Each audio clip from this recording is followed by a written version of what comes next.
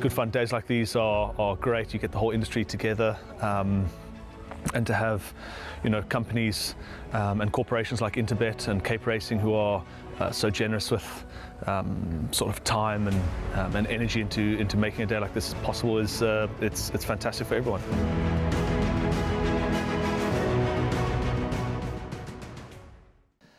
Race 5 on the card goes at 14.40. It's the first leg of the second jackpot. It's a Global Bloodstock Logistics Fillies and Mares 65 handicap over 1,400 metres. We have a full field to line up in this contest. Before we dissect the race, let's have a look at number 12, Freedom's Fire, in action when running second on the Polytrack at Hollywoodbets Greyville on the 20th of June. And then we'll hear from Alison Wright and Rachel Venniker. Is back in second. My Sherry Moore on the inside. Venturous tries to run on. Further back is Birdwatcher. Down the inside running on Green Dream. Freedom's Fire with the lead. Venturous is running a big race on the inside. And right on the inside of that is Icy Night. Venturous is coming now at Freedom's Fire. They're going to the line as one, and I give it to. I'm not going to split them. Icy Night probably from Freedom's Fire, but it's extremely close. Let's go back for the slow-mo. Yeah, so Royal Kitty, she always does of her best. She's done nothing wrong since coming back off a long layoff, and she does like the second box, so really hoping she gets into that first box soon. She's well, she's fit, and I'm sure she'll run well. Yeah, I think she'll need the run. She's well in herself, but I feel she'll need the run.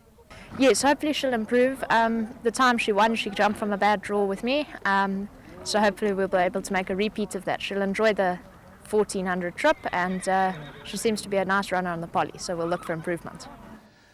Well, Shavut in the previous race hasn't won for 711 days. Royal Kitty hasn't won for 1,005 days. So if you want to take a long time since last win double, Shavut and Royal Kitty could be the answer. But on a serious note, for me, this is absolutely a field race. I'm going to give you three names. I think they're the top three in the race, but with no degree of confidence. Number 4, Royal Kitty. Number 8, Looking Hot, and number 12, Freedom's Fire. That's the best I can offer, Rahil, but I'm definitely going field in the pick 6 and the jackpot, and I'm going extremely wide in the place accumulator and the bipot.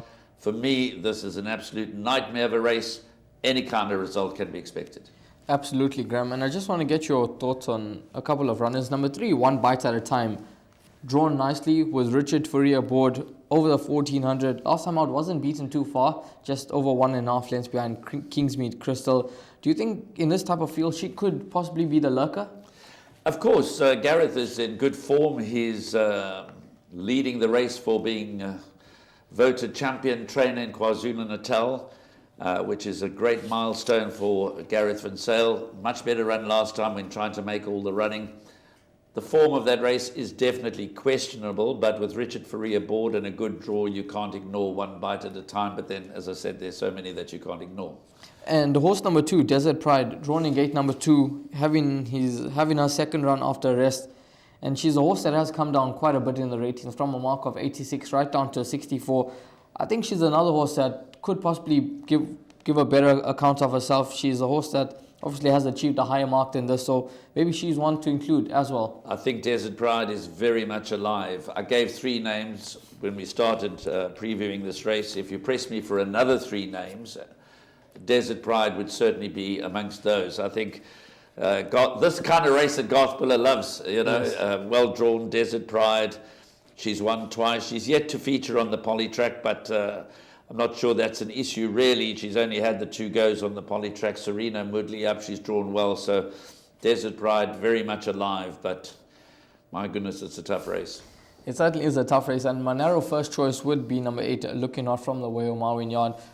Extremely unlucky last time out behind Not Now Pussycat. Had to avoid the loose horse on that occasion in the form of Kylie's Fate. And I think Looking Hot, she was a horse that they possibly had to beat if she didn't get inconvenience. Green Dream is another horse that I think you got to throw in. But as you heard from Graham, I mean, it's an absolute field race, and you wouldn't be surprised if a 66-1 shot had to arrive. I wouldn't be surprised, but strangely, we both, our first choices are exactly the same. Waiho Mowing had a winner just the other day here, and Looking Hot is the one that gets my narrow first choice in this very open and competitive low-grade fillies handicap. So yeah, I'm going with Looking Hot as my first choice ahead of Royal Kitty and Freedom's Fire, but it's a lot more difficult than that.